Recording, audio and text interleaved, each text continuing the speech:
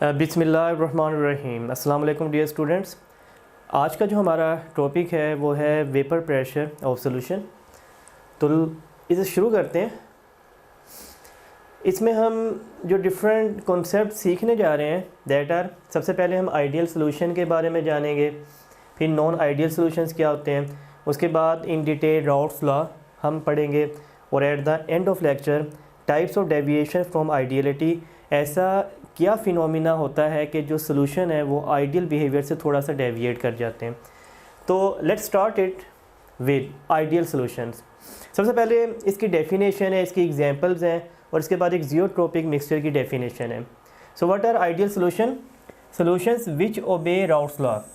ऐसा कोई भी सॉल्यूशन जो कि राउट्स लॉ को माने दैट इज़ आइडियल सॉल्यूशन। अब ये राउट्स लॉ होता क्या है, ये इसी लेक्चर के मिड में हम ये पढ़ लेंगे डिटेल में।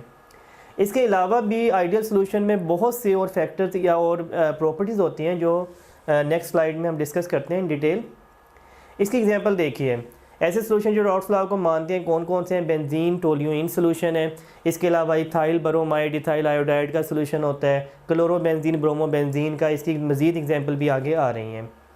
यहाँ पे जानते हैं what is geotropic mixture. A mixture which distils with the change in composition. ऐसा मिक्सचर जो कि डिस्टिल हो और साथ में कंपोजिशन चेंज भी हो। अभी डिस्टिल का अमल क्या होता है और इसमें कंपोजिशन कैसे चेंज होती है मैं आपको समझाता हूँ।